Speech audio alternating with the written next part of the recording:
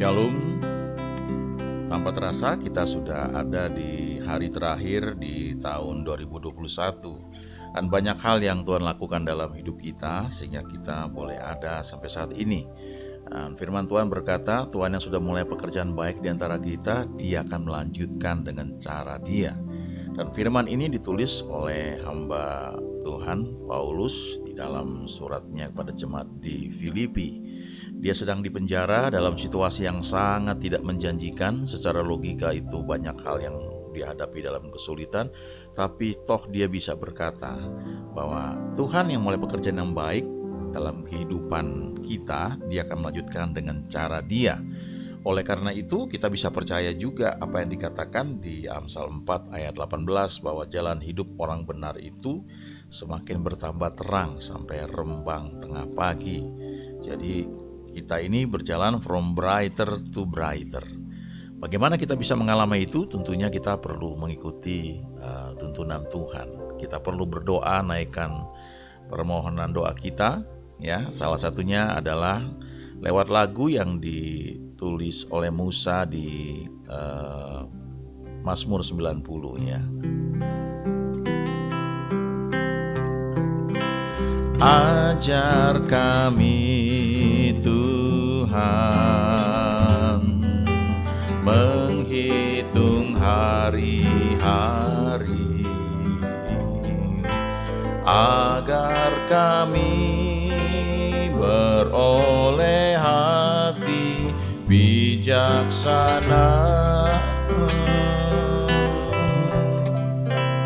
Ajar kami Bapa hidup dalam jalan-Mu, agar semua rencana-Mu digenapi.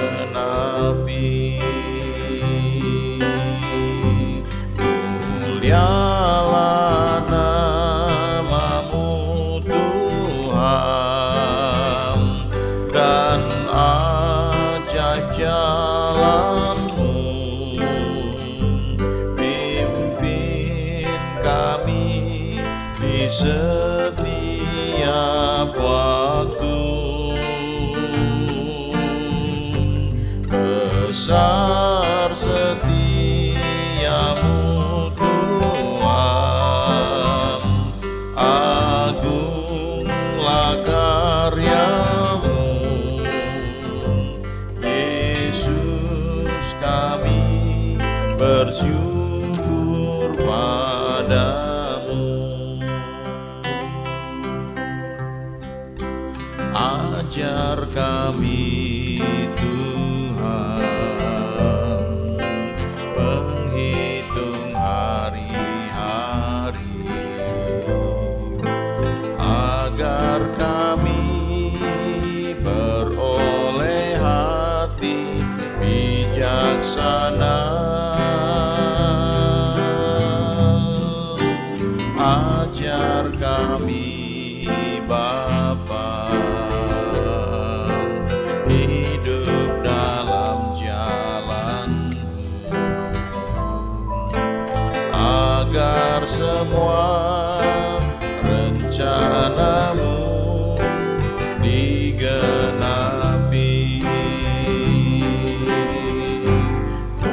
Mulialah nama-Mu Tuhan, dan ajaib jalan-Mu.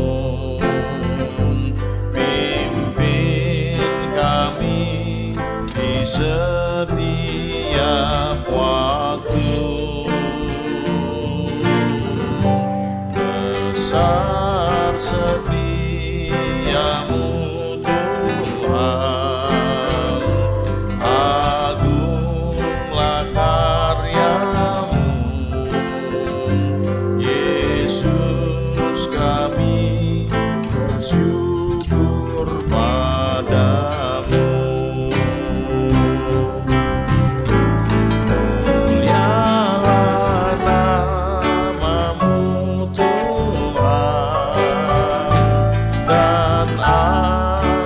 jalan-Mu,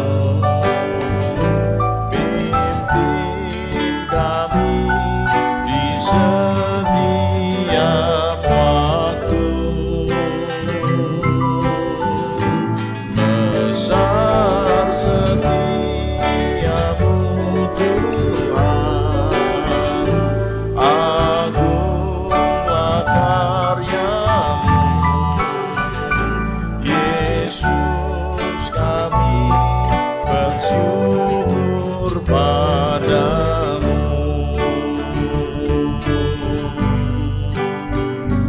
Yesus, kami bersyukur padamu.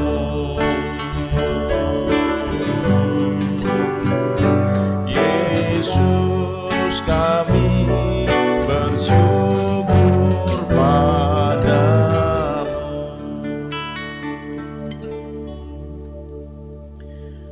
Lagu ini diambil dari doanya Musa yang ditulis di Mazmur 90. Ini menarik ya, biasanya kalau kita baca Mazmur 91 dan itu ayat yang sangat luar biasa. Mazmur 91 dari ayat 1 sampai dengan 16. Itu ayat-ayat yang dahsyat, itu janji Tuhan dalam hidup kita. Tapi sebelum Mazmur 91 ada Mazmur 90 dan ini merupakan Mazmur perenungan kita ya, untuk kita melihat bagaimana hidup kita. Coba perhatikan ya, baca dari ayat 1 sebenarnya, tapi lihat firman Tuhan waktu kita baca, kita mesti compare dengan yang lain. Kita mesti lihat kenapa ini diucapkan, dalam situasi apa dan kepada siapa. Ya, tidak semua firman yang ada di Alkitab itu memang untuk kita sekarang. Ya, tapi firman itu bagi kita untuk kita bisa belajar. Sebagai contoh ya, misalnya kalau kita lihat di Perjanjian Lama, kita banyak belajar dari Daud. Tapi Daud punya istri banyak. Nah, firman-Nya itu yang tertulis bagi kita untuk bisa kita pelajari. Tapi tidak berlaku untuk kita yang hidup sekarang, misalnya seperti Daud punya banyak istri. Ya, itu beberapa contoh. Ada beberapa hal di Perjanjian Lama misalnya tertulis seperti itu, tapi itu suatu refleksi atau perenungan dari orang-orang tertentu. Dan kita nggak bisa copot begitu saja untuk kita. Kita perlu compare dengan apa yang ada di Perjanjian Baru. Nah, dalam doa Musa ini ada ayat yang sering dikutip oleh banyak orang, hamba Tuhan, pendeta, bahkan ketika ibadah penghiburan, ibadah pemakaman dan sebagainya ya. Saya bacakan dulu dari ayat 10 ya sampai 15. Masa hidup kami 70 tahun dan jika kami kuat 80 tahun. Dan kebanggaannya adalah kesukaran dan penderitaan. Sebab berlalunya buru-buru dan kami melayang lenyap. Banyak sekali orang mengutip ayat ini dan mengatakan bahwa hidup kita, hidup manusia cuma 70 tahun. Ya, dan kalau kuat paling bonus 10 tahun jadi 80 tahun. Jadi ketika sudah usia pensiun, udah 55 itu sudah siap-siap, tinggal 15 tahun lagi atau tinggal 20 tahun lagi ya. Enggak seperti itu ya. Coba bandingkan dengan ayat yang lain. Yang tertulis jelas di Alkitab, batasan usia manusia adalah setelah banjir ya. Kalau baca tuh ya, bahkan waktu diucapkan itu di Kejadian ya, itu waktu itu menjelang banjir Nuh ya, dan usia manusia panjang-panjang waktu itu. Kemudian airnya ketika Nuh sudah masuk bahtera dan kemudian dia dengan anggota keluarganya memulai sesuatu yang baru, dia masih hidup cukup lama ya, masih ratusan tahun. Tapi firman Tuhan berkata ya di Kejadian bahwa rohku tidak akan tinggal bersama-sama dengan manusia, sebab manusia ini daging ya, dikatakan bahwa kecenderungannya selalu untuk berbuat jahat, dan dikatakan bahwa usianya hanya 120 tahun ya, di Kejadian 6 ayat 3. Rohku tidak akan selama-lamanya tinggal di dalam manusia, karena manusia itu adalah daging, tetapi umurnya akan 120 tahun saja. Padahal waktu itu sebenarnya masih ratusan tahun orang hidup.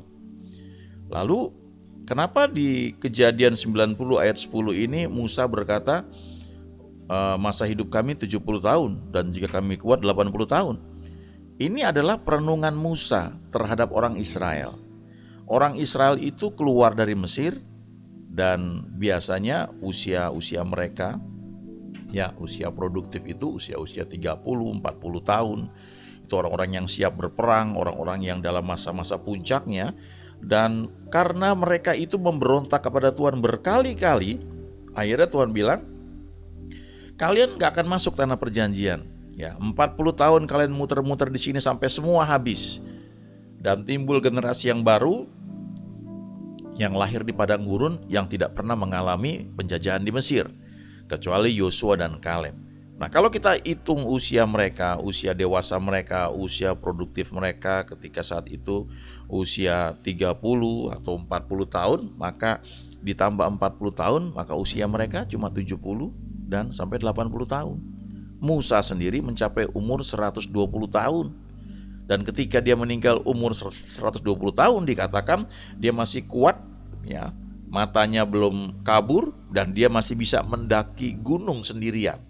Karena di gunung itu kemudian dia meninggal dan Tuhan menguburkan dia. Satu-satunya orang yang dikatakan ketika meninggal dikuburkan oleh Tuhan adalah Musa. Mayatnya tidak ditemukan, walaupun terjadi perebutan waktu itu kalau dibaca di kitab yang lain, tapi kuburannya nggak ada yang tahu. Tapi sekian lama kemudian, ya, dia muncul bersama Yesus, bersama Elia, ya, sama-sama ada 3 pribadi, Yesus, ada Elia dan Musa bercakap-cakap di puncak gunung, ya. Ini orang yang luar biasa. Nah, Musa ini bilang bahwa usia kami hanya 70 tahun dan jika kami kuat 80 tahun.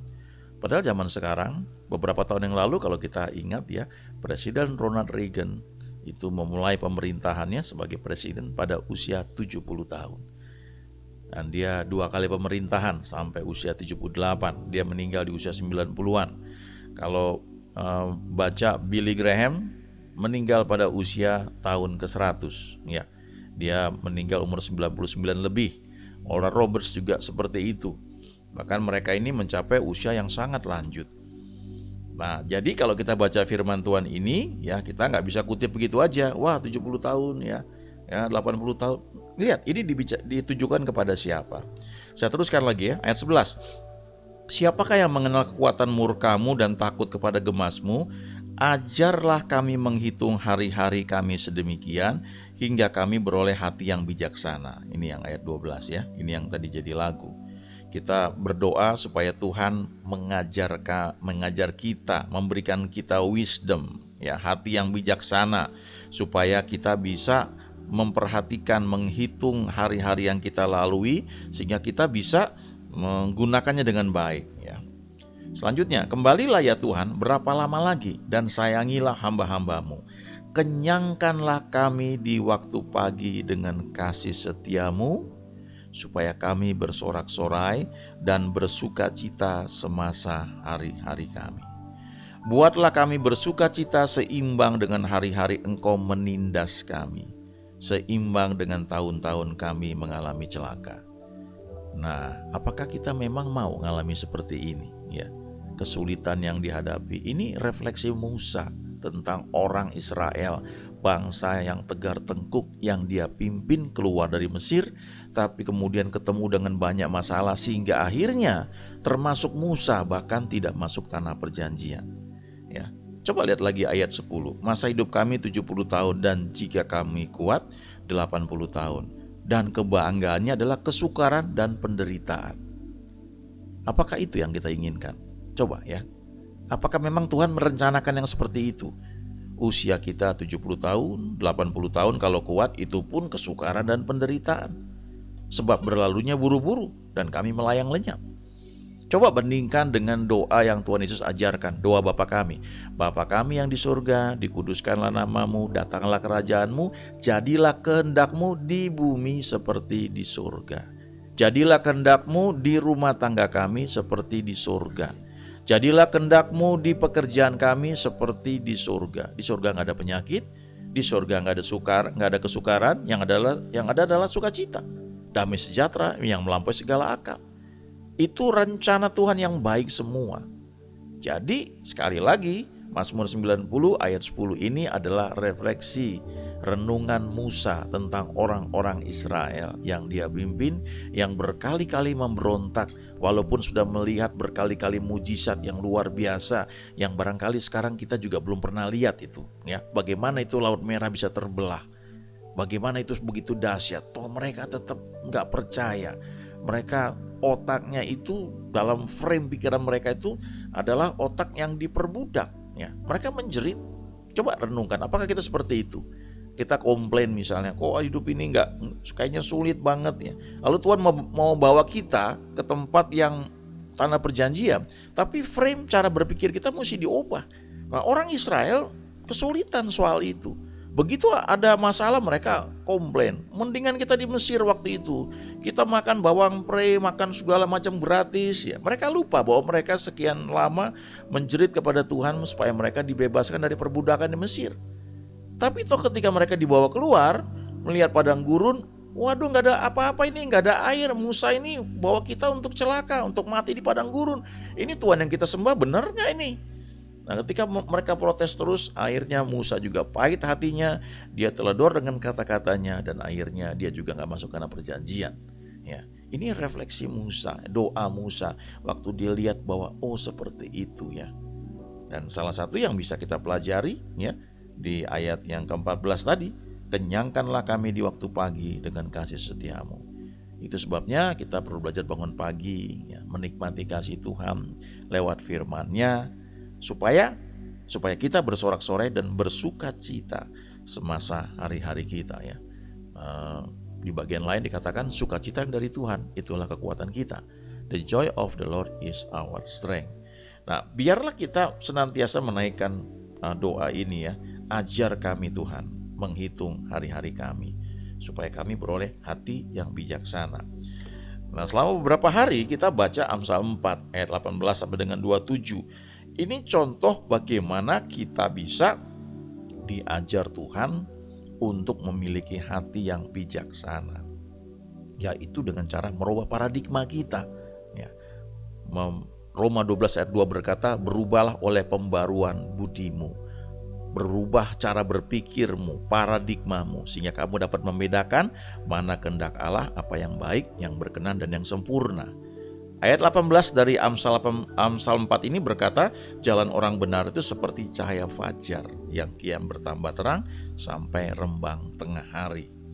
Lalu ayat 20 sampai dengan 22 itu prosesnya ya, bagaimana kita mengizinkan Tuhan mengubah paradigma kita ya. Hai anakku, perhatikanlah perkataanku, itu yang pertama ya. Camkan, gunakan pikiran ya untuk memperhatikan firman Tuhan. Arahkan telingamu kepada ucapanku, gunakan telinga ini untuk mendengar. Seringkali kalau kita baca firman Tuhan, kita perlu ucapkan, akui, supaya organ yang terlibat waktu kita membaca firman itu tidak hanya otak kita dan mata kita, tapi juga telinga kita. Lalu yang ketiga ayat 21, janganlah semuanya itu menjauh dari matamu. Itu bagian yang perlu kita lakukan juga ya, tidak hanya membaca dengan melihat, tapi membaca itu menggunakan imajinasi kita. Ya, saya pernah singgung misalnya kalau kita membaca misalnya Tuhan Yesus dengan murid-muridnya sedang naik perahu, kemudian ada badai ya. Maka kalau kita merenungkan, kita camkan, itu bisa kayak ada film di imajinasi kita. Kita bayangkan kira-kira seperti apa itu. Sedang ada perahu, kemudian ada badai, topan, Yesus tidur, murid-murid kalang kabut, lalu murid-murid membangunkan Yesus, dan kemudian akhirnya Yesus menghentikan angin ribut. Dan itu menjadi pelajaran yang berharga buat kita ya. Itu contohnya. Lalu dikatakan simpanlah itu di lubuk hatimu. Nah, kalau kita sudah memperhatikan, mencamkan firman Tuhan, mendengar firman Tuhan, kita menyimak, lalu kita menggunakan imajinasi kita untuk membaca firman Tuhan, maka itu dengan mudah akan tersimpan dalam lubuk hati kita. Itu hati kita seperti diukir, dan itu merupakan paradigma, cara berpikir. Dan ujiannya salah satunya adalah di ayat 22. Karena itulah yang menjadi kehidupan bagi mereka yang mendapatkannya. Kalau itu sudah terjadi, itu firman itu akan berbuah. akan berdampak. Ya. Tidak selalu kelihatan sama setiap orang, ya, karena firman itu kan juga banyak. Ada firman janji kesembuhan, ada janji kelimpahan berkat, ada janji damai dan sebagainya. Ya. Lalu karena itulah yang menjadi kehidupan bagi mereka yang mendapatkannya dan kesembuhan atau obat bagi seluruh tubuh mereka. Camkan baik-baik, ini janji Tuhan. Firman itu menjadi obat bagi seluruh tubuh. Ya. Entah itu kanker, entah sakit jantung, entah sakit ginjal, entah itu COVID, entah itu apapun ya. Pokoknya dikatakan kesembuhan bagi seluruh tubuh mereka. Tapi syaratnya apa? Menjadi kehidupan, menjadi kesembuhan itu karena itu kita peroleh. Ya, kita get it, ya, kita got it gitu, kita mendapatkannya, kita memperolehnya menjadi milik kita. It's mine, ini milik saya gitu ya. Suatu ketika mungkin firman dibagikan itu suatu hal yang baru buat kita, tapi pada titik tertentu kita bisa bilang, iya itu punya saya. Ya. Dan kalau itu kita pegang ya menjadi milik kita, itu akan berdampak dalam hidup kita. Saya teruskan ayat 23 sampai 27 ya, Amsal 4. Jagalah hatimu dengan segala kewaspadaan, karena dari situlah terpancar kehidupan atau batasan-batasan kehidupan, limitations of life ya. Jadi hati kita yang perlu kita jaga, karena kalau kita terganggu dengan emosi-emosi negatif, hati itu kan seperti tanah di mana firman itu ditaburkan. Bisa aja hati kita itu penuh semak duri. Jadi waktu dengar firman kita semangat, tapi kemudian waktu firman itu mau bertumbuh, ada banyak semak duri, kekhawatiran, tipu daya kekayaan, emosi-emosi yang labil ya, dan sebagainya, keinginan-keinginan yang lain itu menghimpit firman sehingga firman itu tidak berbuah. Kita perlu jaga hati kita ya. Jangan mudah berkata, nggak mungkin lah gitu ya. Tapi belajar berkata, Tuhan ajari aku. Kalau ini jatah aku mau ya. Sekian tahun yang lalu agak unik ya, lucu sekali kalau saya ingat ada satu masa ya, ketika itu saya hanya pelayanan ya, rasanya sudah tidak berpikir yang lain ya. Padahal untuk kesempatan untuk masuk di marketplace itu masih banyak ya, tapi waktu itu satu ada peluang terbuka ya buat saya, dan secara logika nggak mungkin ya, tidak mungkin itu. Tapi setelah beberapa hari saya gelisah ya. Satu pagi saya bangun di ruang tamu saya sekitar jam 3 pagi mungkin. Saya bilang, Tuhan, kalau ini jatah saya mau, ajari saya. Dan dia bawa saya seperti Musa, sudah 40 tahun di Midian ya. Kemudian dipanggil Tuhan balik lagi pada usia 80 tahun untuk ke Mesir, di tempat dia pernah kabur dari sana. Dan kemudian dia menjadi pemimpin yang luar biasa. Nah, dalam hidup kita kadang-kadang mungkin kita menghadapi kayak begitu ya, sesuatu yang kayaknya nggak mungkin lah, nggak bisa lah ya. Tapi coba belajar untuk berkata, Tuhan kalau ini jatah saya mau, ajari saya. Nah, kalau kita bilang kayak begitu, nanti dia bawa melalui banyak hal yang kita nggak pernah pikirkan. Ya, ada seorang teman yang saya melihat hidupnya betul-betul real, dan dia menyadari hal itu. Jadi ketika Tuhan mengangkat dia bilang, saya nggak buat apa-apa ini, sampai kok bisa ya Tuhan buat seperti ini ya. Itu betul-betul bukan karena kemampuan, karena dia punya sesuatu yang dapat dibanggakan. Betul-betul nggak ada gitu. Dan terhadap orang-orang yang seperti ini, Tuhan lebih mudah bekerja. Karena satu, orang itu tidak mengandalkan kekuatannya lagi, tapi mengandalkan Tuhan. Walaupun dia punya skill, tapi skillnya itu dia serahkan untuk Tuhan pakai seperti yang Tuhan mau. Nah, kemudian ayat 24 dari Amsal 4 ini, buanglah mulut serong daripadamu dan jauhkanlah bibir yang dolak-dalik daripadamu. Jadi bibir, mulut ini harus sesuai dengan hati. Hati kita penuh dengan iman, perkatakan seperti yang kita percayai, maka itu akan jadi. Lalu ayat 25, biarlah matamu memandang terus ke depan dan tatapan matamu tetap ke muka. Nah, ini urutannya ya. Jadi pertama kita mendengar firman di Amsal 4 ayat 20 tadi ya, 20, 21 kita merenungkan, mencamkannya, kita pelajari sehingga itu menjadi paradigma cara berpikir kita. Lalu ayat 23 kita jaga hati kita dengan segala kewaspadaan supaya ketika kita dapatkan benih iman ya, kita tidak menolaknya ya. Jangan cepat berkata negatif ya. Coba luaskan pikiran ya. Tuhan, kalau itu jatah saya mau ya. Ajari saya untuk bisa mencapai hal itu. Lalu jaga perkataan mulut kita seperti apa. Dan yang selanjutnya di ayat 25 ini dia ya. Memandang terus ke depan, artinya tidak terganggu dengan lingkungan sekitar. Perjalanan hidup kita itu adalah perjalanan iman, pertandingan iman. Coba renungkan ketika Simon Petrus ya, ketika dia di perahu dengan murid-muridnya mulai ditimbus gelombang dan kira-kira jam 3 pagi Yesus berjalan di atas air menghampiri mereka. Lalu semua murid ribut, itu hantu, itu hantu. Tapi Tuhan bilang, tenang, ini aku. Lalu Petrus berkata, Tuhan, jika itu engkau, suruh aku datang berjalan di atas air menghampiri engkau. Dan Tuhan Yesus berkata, ayo datanglah, come. Dan Simon mulai melangkah keluar dari perahu dan dia berjalan di atas air.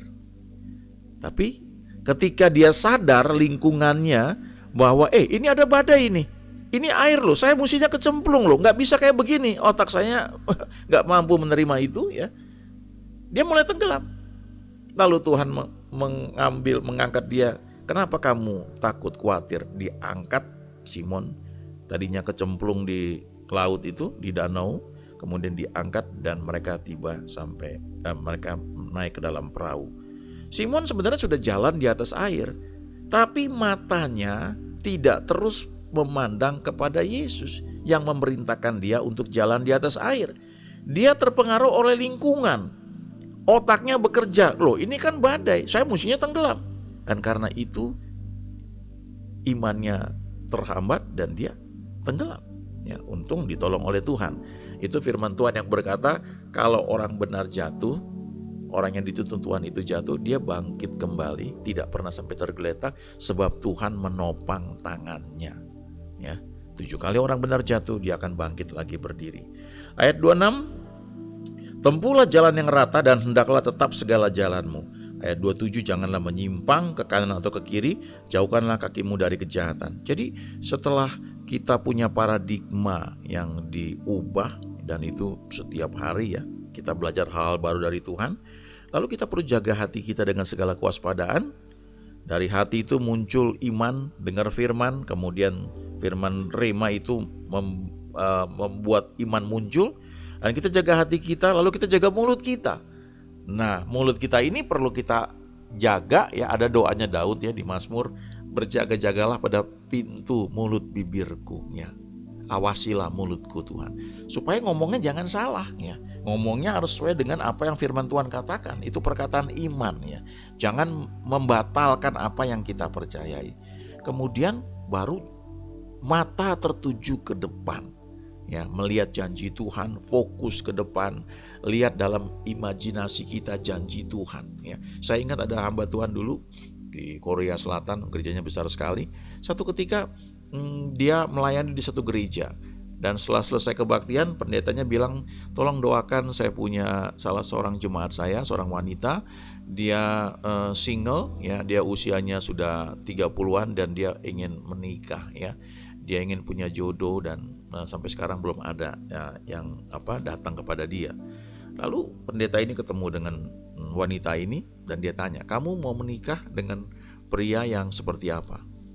Oh terserah Tuhan lah. Oh nggak bisa begitu ya. Coba dibuat daftar 1 sampai 10. Nomor 1, kira-kira mau yang seperti apa? Oh dia harus orang yang mencintai Tuhan, mengasihi Tuhan. Oke, ditulis orang yang mengasihi Tuhan. Nomor 2 apa? Oh dia harus lebih tua dari saya dong, supaya dia bisa bimbing saya ya.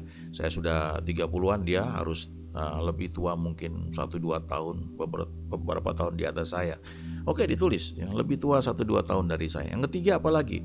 Dia orang yang bertumbuh secara rohani, mencintai Tuhan dan seorang leader yang baik. Oh, ditulis lagi. Keempat apa? Dia cukup ganteng, dia sehat ya, dan tulis lagi terus sampai 10. Udah yakin ini? Dilihat, dibaca lagi. Oke, nah sekarang kita doa. Kita doa, dan pendeta ini bilang, kamu bayangkan yang kamu tulis ini seperti apa, ya. Sudah bisa lihat seperti apa pria itu? Dia bilang, sebentar Pak Pendeta. Dia bayangkan kira-kira seperti apa. Oh oke, saya bisa lihat seperti itu kira-kira, ya. Oke, sekarang kita doakan. Pendeta ini berdoa, Tuhan meteraikan apa yang dia lihat, biar jadi seperti yang dia percayai. Amin. Lalu pendeta ini bilang, kamu pasang ini di meja riasmu, tiap hari lihat ini, ya. Dan mengucap syukur bahwa Tuhan sudah mendengar doa kamu. Lalu pendeta ini pulang, dan belakangan setelah beberapa lama dia dengar kabar bahwa kira-kira 2 minggu setelah doa itu, di gereja tempat wanita ini berbakti, kedatangan rombongan choir, ya, rombongan kor dari kota lain. Dan pemimpin choir itu adalah seorang pria yang ganteng, sudah cukup usianya sangat dewasa, dan dia single. Lalu kenalan sama perempuan ini, sama wanita ini, dan mereka saling tertarik, dan gak lama mereka membina hubungan, mereka dating, dan beberapa bulan kemudian, ya, mereka menikah. Nah, ini salah satu contoh bagaimana kita menggunakan imajinasi tentang janji Tuhan. Ya, perlu kerjasama, ya, untuk hal ini. Orang-orang yang belajar manajemen ngerti prinsip ini. What you see is what you get. Kamu bisa lihat nggak yang kamu percayai itu, ya. Di Kejadian pasal 11, ketika menara Babel, ketika Tuhan mau menyingkirkan itu, ya, membuat manusia membangun menara Babel, dan Tuhan berkata begini, ini cuma permulaan dari rencana mereka. Mulai sekarang apapun yang mereka rencanakan, tidak ada yang tidak dapat terlaksana. Ya, kalau kita baca pelajari dalam bahasa aslinya, apapun yang mereka rencanakan, apapun yang mereka imajinasikan, itu pasti terjadi. Walaupun konteksnya itu konteks yang tidak baik, konteks yang jahat. Nah, kalau yang jahat saja bisa terjadi, apalagi yang baik yang berdasarkan firman Tuhan. Makanya dikatakan kemudian, ayo kita kacaukan bahasa mereka supaya mereka tidak sehati, tidak sepakat. Nah, ini pelajaran, ya. Kalau kita melihat orang-orang merancangkan hal-hal yang jahat, apa yang mereka rancangkan, mereka imajinasikan, itu bisa jadi loh. Tapi kita bisa berdoa membatalkan hal itu. Nah, sesuai dengan di Kejadian itu, Tuhan ada doanya di Mazmur, ya, kacaukanlah bahasa mereka, buat mereka tidak sehati dengan satu dengan yang lain. Dan itu terjadi di perjanjian lama berkali-kali, berulang-ulang. Seringkali musuh-musuh dari umat Tuhan itu saling bunuh satu dengan yang lain, ya. Sehingga ketika orang Israel sampai di tempat lokasi, sudah mati semua musuhnya, saling bunuh satu dengan yang lain. Ya, mari belajar firman Tuhan, ini dahsyat sekali, luar biasa sekali, ya. Nah, jadi memandang ke depan, ya, lihat dalam imajinasi itu. Ada lagi satu orang hamba Tuhan, pelayanannya gede sekali, ya, sekarang luar biasa dipakai Tuhan. Dan dia bilang begini, dia cerita satu hamba Tuhan yang mendoakan orang yang buta, ya. Ketika didoakan, ditumpangin tangan, hamba Tuhan bilang begini, tutup matamu. Terus ditanya, udah bisa lihat belum? Lalu orang ini buka mata, tutup matamu. Tutup, didoain, ya. Dalam nama Yesus, jadilah sembuh, bisa melihat. Udah bisa lihat belum? Orang ini buka mata lagi, tutup matamu.